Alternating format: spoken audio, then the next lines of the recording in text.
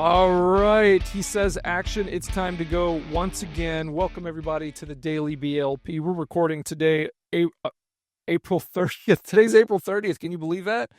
Oh, my gosh. We're almost halfway through the year. Jeez Louise. All right. Well, let's roll into it. I think we got a pretty good show. We're going to talk a little bit about a little struggle that I went through yesterday and something that, in business happens, and you gotta take responsibilities and see where you can go from there. Pick up some pieces of maybe a failed relationship. We're also going to talk a little bit about emerging AI threats for cybersecurity. Some kooky stuff going on there to watch out for. And I don't believe it. It looks like the Boston Celtics are going to be sold at an amount that's the highest ever for a U.S. sports franchise. So that's pretty crazy. Looking forward to chatting a little bit about that and finding out what's going on there. I had no idea that was happening. I need to pay closer attention, apparently. And then we'll talk a little bit about we're going to be moving our offices. A couple months ago, I brought up the fact that we might be buying a building in a different community and moving there and doing some new stuff. That's not happening. We decided against that, but we are going a different direction. We're moving to a new spot. We're going to have our own kind of closed off space, a lot different than what we have now. We're going to be still close to large highway so people can get to us and we can get our people on the road quickly. I'm really looking forward to that. I think it's going to be an amazing space for us. Hopefully we're there for a long time after this. All right, well, let's roll into it, guys. So to get things started, almost forgot. Sorry, everybody. Sometimes I just get a little excited. Who's all on the call today? We've got Manish. Manish, how are you doing, man? Hey Brian, I'm doing good. How are you? Happy I'm doing Wednesday. good. I sorry, I almost forgot about you, man. I knew you were there, but I was Oh, so excited to get the show started. I'm glad that you remember we're here. All right, cool. And Manoj calling in from not too far from where Manish is. How are you doing today, bud? Nice, Brian. Good, man. Hey, it's great having you back. I don't see Harshit on the call. He must be, buried underneath a mountain of digital marketing work to get done.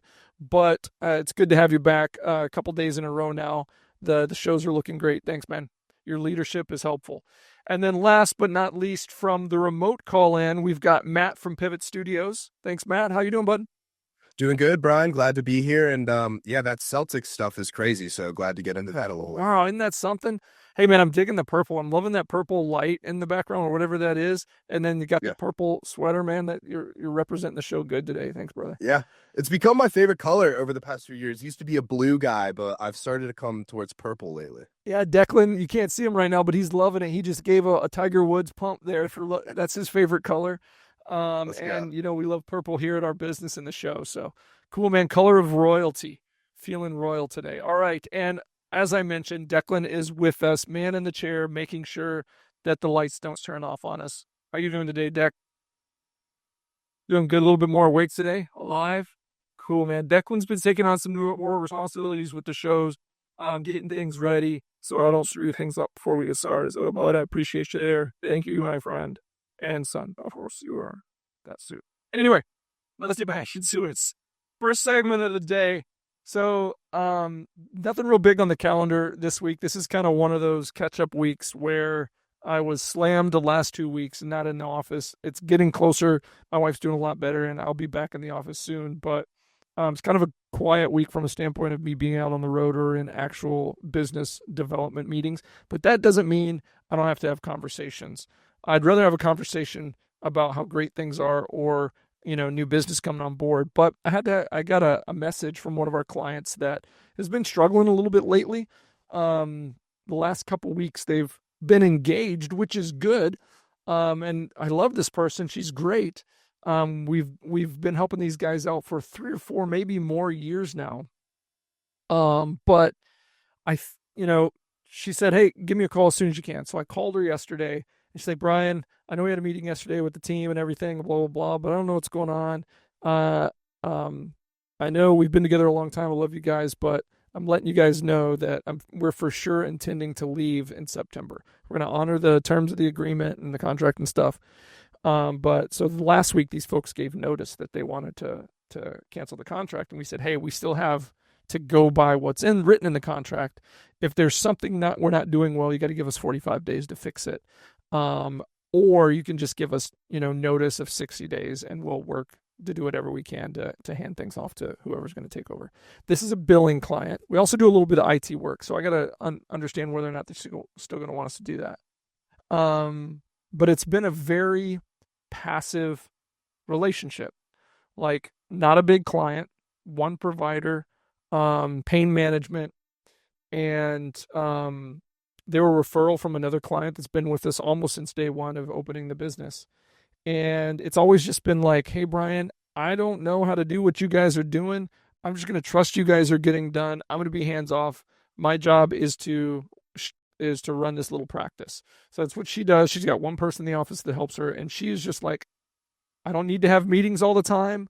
I don't want to hear about everything. I'm just going to assume you guys know what you're doing. And years back, it was like, okay, great. We appreciate the trust. We'll get it done. And it's always been the way we've done it, right? I mean, maybe once, maybe twice a year do we hear anything from these folks. I haven't talked to this person in over a year easily. And it was a similar situation where they're like, hey, what's going on? We don't know what's going on. And they use two different systems. They use one EHR for their practice, and then we have a system set up to build their claims out of because the system that they use for their EHR can't do it. So we had to set up a second system. They didn't want to have anything to do with the second system. When we first set it up for them, we were like, hey, we're going to install it on your computers. We're going to give you access.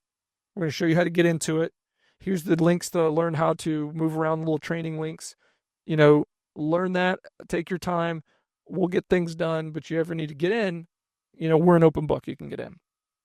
They've never once logged into it, right? They've never gone. They don't know what to do. Those emails with those links are long since gone.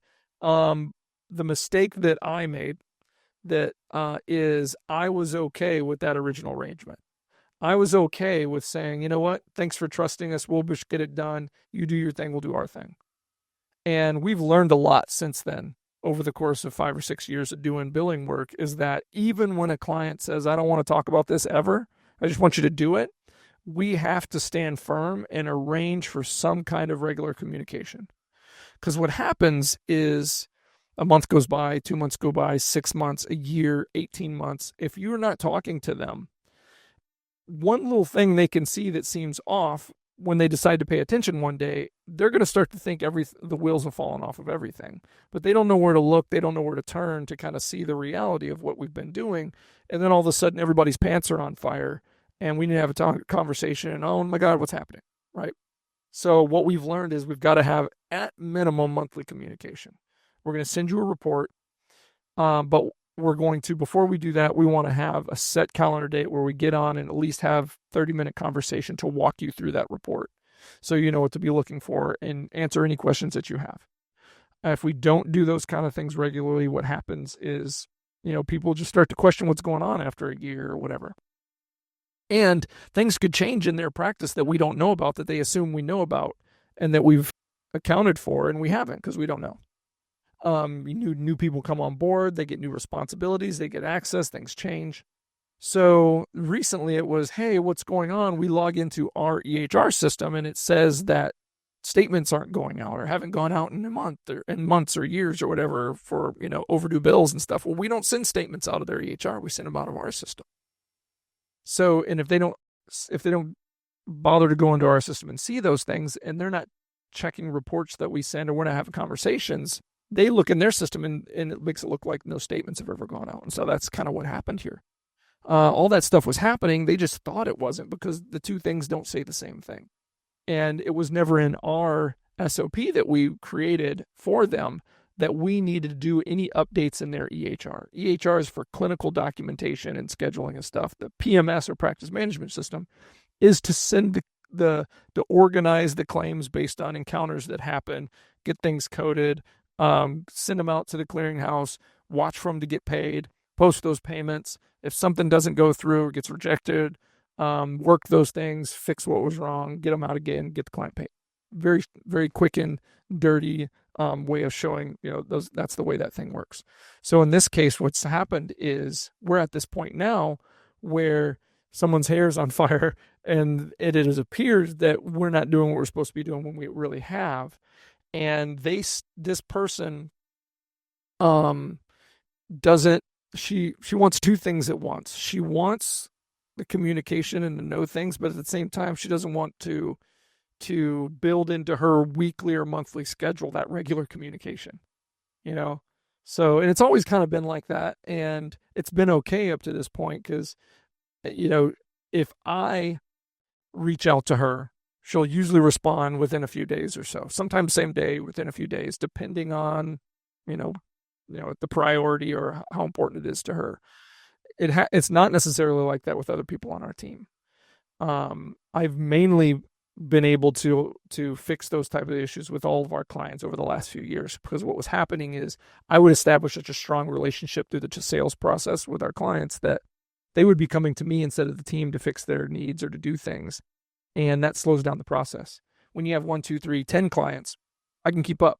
When you have 70, 100, 150 clients or whatever, one person can't. It turns into a bottleneck, right? If it's an email, hey Brian, I need you to call me today, and I don't see that email until tomorrow because I'm wading through everybody else's, that's a problem.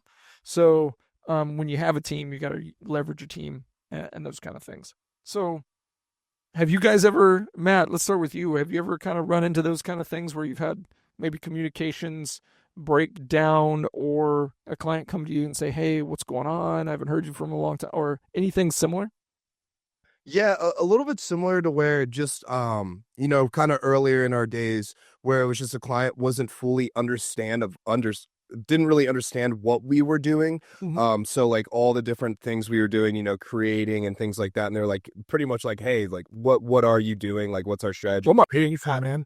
Yeah, exactly. Yeah, pretty much. Well, I mean, in a rightful question, when you're paying someone money and you're not seeing it, I don't blame it at all. And so that's what we learned. And so now what we do, and it depends client to client. Some clients we meet on a weekly basis, some monthly, some quarterly. And so what we do now is cadence calls. And so we do cadence call reviews, and we get out in front of them and say, hey, start, stop, continue, pretty much. Like, hey, how are you feeling right now? What do you want us to start doing that we're not doing? What can we stop doing that maybe you don't like, and what can we continue doing that you do like? And so early on, that's what we figured out is just right kind of when you start the engagement, set up some cadence calls. Be like, hey, I don't know how you like to operate. I want to make you comfortable. I personally like to meet every month. Do you want to meet every quarter? Yada yada, XYZ. And then if they're like, I don't want to meet it all, I try to get that in writing so that I'm like, okay, you don't want to meet it all, that's okay, but just so I can cover my butt, let's get this into your contract. So that's what I've learned, because yeah, I mean, when you're doing a lot and you got a lot of clients and moving pieces, if you don't set those meetings up, some clients can be like, hey, like, what are you doing? And so it's good to just get those touch points every now and then, is what I found. Right. Yep. And we learned a lot of those same things the hard way. But I love one of the things you said, that start, stop, continue. That's a beautiful nugget, or 3, or whatever you want to call it, because that's cool. I like it. I like kind of the way that kind of rolls off and rings. Okay, we're gonna get on. Okay, what do you need us to start doing that we're not doing? What do you need us to stop doing that we are doing? And what are the things that you love that you want to make sure that we don't stop and we just continue to do those moving forward? I love that. Yep. That's got to be a clip. Manoj, clip that, clip it, put it in, make it a short. I'm going to make sure people on our team see that too, because that's a good one. That's one of the things I'm going to steal that. I'm going to steal that. But I'll make sure, and I'll cite you in the table or glossaries. It's on the glossary. Yeah, in the glossary. Yes, Professor Dugan. Yeah, Professor. That's got a good ring to it too. It's like a villain almost. Or it's like the teacher from like a sitcom from the 90s. You know what I mean? Good old Professor Dugan, Principal Dugan. All right. Anyway, cool. Manish, what you got any thoughts on this? I just want to say one thing, Brian. I just want to support your statement. Uh, in my experience, what I have seen are clients are very, they sometimes they want to interact with us, they want to do meeting with us, sometimes they don't want. So what I do, I basically try to read their mindset. When I I try to read their mindset, and I deal my clients accordingly. So right now I'm dealing with the 2 clients, and in my previous jobs I have dealt with like 3 or 4 clients, 5 clients at the same time. So what I do basically, I always come off in front every month. I create meeting by myself. I go to the meeting and I educate them with what we are doing, with some reports, some new thoughts, some new ideas for the marketing plan, and they are super happy to see that. So they don't care about the results. Okay, we are getting the good leads, we are getting good things, but this guy is coming something new every month.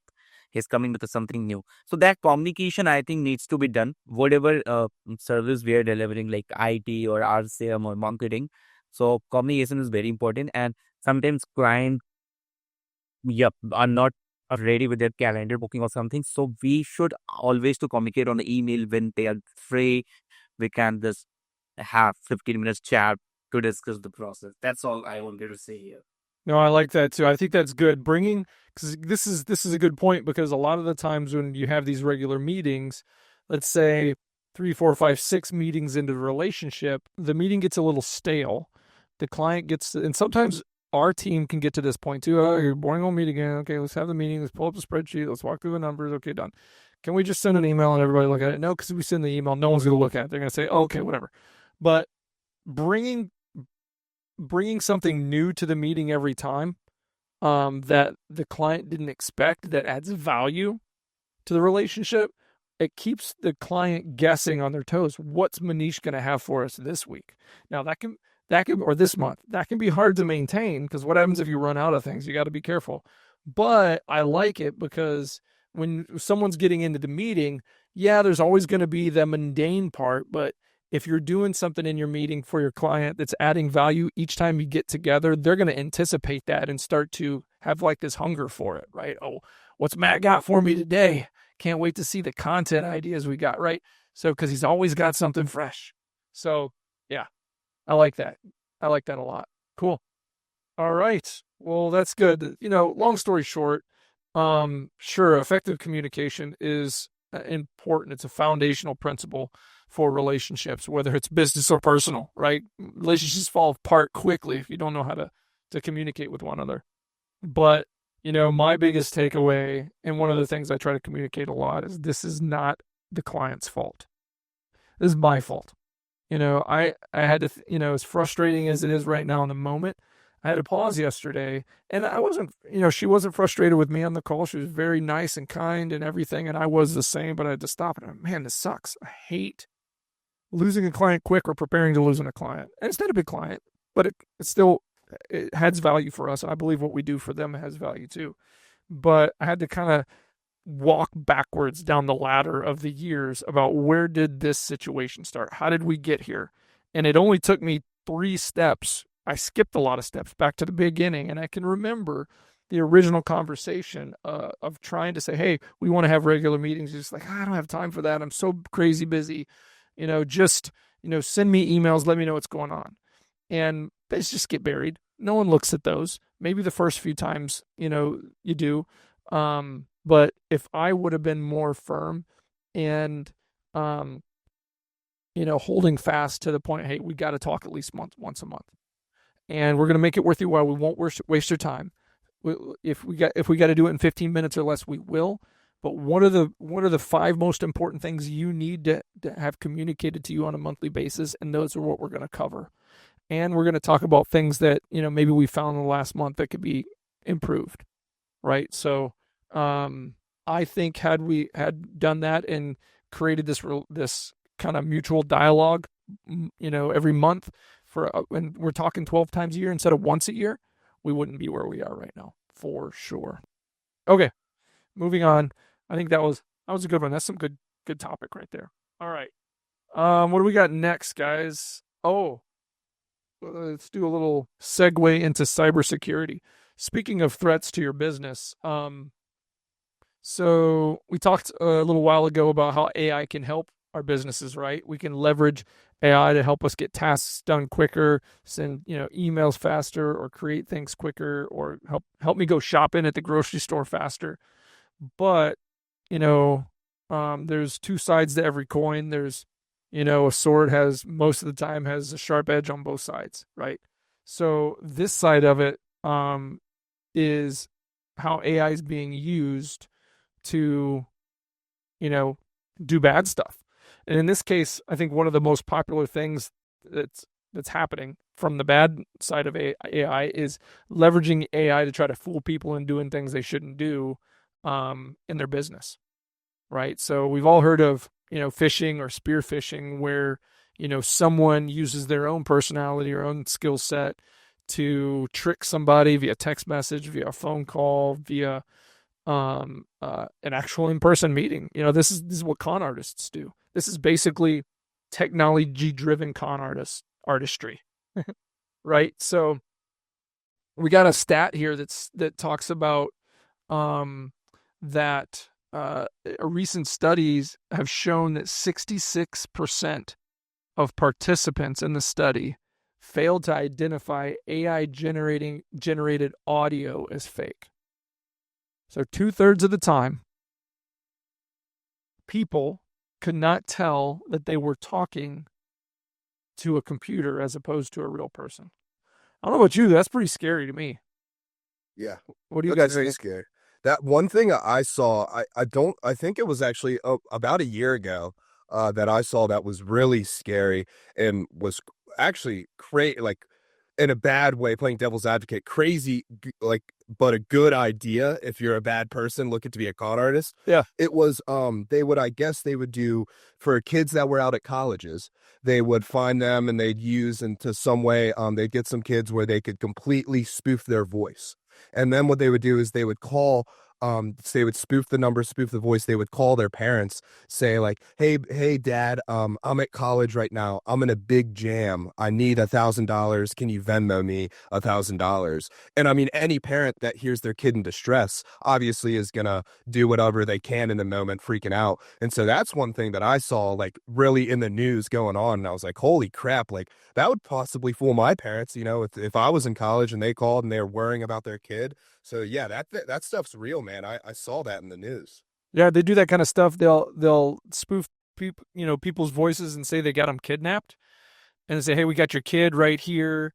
We need you to send $10,000 in the next 24 hours, or you'll never see your son again." And then I prove it, and then they put the kid's voice on it. It sounds like him. Yeah. So it's like it's crazy. I will say one way to do that, and this is kind of what we do, what we've done with our kids since they were little. When we go on vacation, we go places with a lot of people, and just in case you get lost or something, got that safe word, right? It's something goofy, something nobody could ever guess. Where, hey, if somebody ever tries to fool you into saying that we told them to take you somewhere or we told them to come get you or something, ask them the safe word. If they don't know the safe word, tell them to get to stepping. You know That's what I mean? a great idea. That's a Same, great idea. same thing here. I'll be like, okay, what's the safe word? Click, right? But now you never want to, you never want to have like the feeling of that has happened. But it's crazy how diabolical, people will get, how depraved the mind and diabolical, and like you were saying, how effective someone could get at fooling someone into doing something like that, right? Exactly. It's scary. It's scary out there. And this is now, and if you watch things online and how the experts are talking about how fast AI is improving, like people are talking about, within the next couple months to a year, every couple months to a year, like the effectiveness or the accuracy of AI is improving by 25-30% or more. It's only a matter of time until you're in the high 90s. Yep. And at that point, geez. And we're at the point now, one of the programs we use, they just rolled out a new beta where you can AI clone yourself. And so I've seen some of these on social media. You can kind of tell. I've seen some ads where it's like some people I follow and then they come out with an ad. You can tell they've cloned themselves and they're using AI. But even that's interesting. And I mean, that's new. It's a beta and it's not great yet. But I mean, if that's out now, give it a year until they've worked out all the kinks. Right. I mean, what program are you using? So that one is Veed.io. And so they have a lot of, it's real, mainly we use that one for subtitles. So it's really good. You can edit subtitles great in there. But they've started rolling out more and more AI stuff. So they have one AI where you can clone yourself. I think they have one AI where you can even like write a script and it'll make a whole AI video for you too. So that's mainly our subtitle platform, but they started to really roll out a lot of new AI stuff because I mean, you're a tech company, you got to compete now, so everyone's got to have some AI. Yeah, I mean it's crazy when you think, and it's that study shows that 43% of people failed to identify fake video, right? It's like that's a high number. I was saying before the show, we were talking about this a little bit. I take those numbers to the casino, right? I play those odds all day long. So that's what criminals are going to be doing. And so it's not, we thought it was bad. It was hard to identify emails. Wait till your phone starts ringing and you're talking to somebody on the other line that, like you said, sounds like somebody or is saying, sounds it even like a real person, right? From a client's office. So that's why a lot of these things where people are like, I'm smart, I can figure that out. Well, what happens when, people start following you to a degree that they mine your information, right? Like, why do people try to hack into your Facebook account? Because most of the time, they can't do that much damage right away, right? But if they know who all your friends are, if they start looking at your private feeds and figure out the way you talk, the things you care about, your dog's names, your kids' names, all these kind of things, start to build a profile and a dossier on you to really, and all of a sudden you start getting phone calls and you answer those phone calls. Hey, hello, click. And you've said hello a couple times or who is this a couple times. Now they've got your voice recorded. There's all kinds of things that could be happening. So this could be something really hard to police, I think. I think, what are some of the technologies that, people could come up with? We've got apps and filters and programs now built into our email clients and email servers and things like that, even to some degree on our cell phones and in SMS networks that can filter through the traffic and block a lot of that stuff and help bounce some of that stuff back and tell us like now we get phone calls, right? And it says possible scam threat, possible spam call, possible, you can do all kinds of those things. I think, having something in between you and you answering the phone that can check out that data's traffic to find out, origin or, listen to it for maybe algorithmic kind of things that says, okay, this isn't a human voice. This is a digital voice that's copying, you know what I mean? So maybe there's some way to do that. I don't know. We might have Almost no vertical of cybersecurity, I feel right. like, it's like, like when computers and the internet and everything started coming out, there was the McAfee antivirus. That was the big thing. So with this AI stuff, it's a whole new opportunity for cybersecurity companies, I feel like, to really get in front of this and be like, okay, how do we combat these AI frauds? And that's a whole new business in itself, I feel like. Yeah, I mean, is there going to be some kind of regulatory way or some kind of program that you can put on your side of things on whatever you're using, whether it's on your computer to answer calls or do video calls or check emails or whatever, that kind of puts some sort of signature stamp on whatever you're looking at or listening to that says to you, this isn't a real person. You can have a conversation and get some information. You can have an AI voice talking to you on the phone, and based on, hey, how are you doing today? Oh, I'm doing great. And the AI could respond to that and say, oh, fantastic. Glad you're having a good day. Still not talking to the real person, having a real conversation with a digital, AI. But if there's some way to be prompted to, hey, you answer this phone, okay, you're talking to AI or something like that, or, some type of thing that says, okay, I'm not talking to a real person. I don't know. It's weird, but it's definitely freaky. That's for sure. So businesses definitely have to be on their toes. Couple different things to do. We talked a little bit about this. Have advanced email filtering built into your systems, however you're handling email. Like I think Gmail and Microsoft. So Google and Microsoft have implemented some stuff on their back end that have gotten really good at this stuff, almost too good, blocking too much stuff. Those are typically for their best versions of this. You got to pay a little bit more. You might not be getting it with the free versions. But like Windows Defender has gotten really good if you buy into the actual Defender platform now. And I know Gmail's got some security suite stuff that's good too. So I always say for businesses, if you're getting your email and your things for free, it's not really free. Somebody's mining your data. It's going to be a lot easier for you to lose track of things that are important to you. So, budget within your businesses to secure your environments. That's what I'm going to say. Whether you're in the cloud or whether you're just on premise, cloud is just somebody else's computer. So, conduct regular cybersecurity awareness sessions, trainings. Most people aren't doing this kind of stuff. Most people are just assuming my people are smart. They know what to do. If I could look up statistics, I guarantee they'd say most of the issues that come up with cybersecurity, things that happen in businesses are because an internal break in the chain. Most of the time, not malicious. Most of the time, just someone makes a mistake. It's really hard to stop stupid. I'm a shining example of that. Do you guys do phishing like tests? I remember it was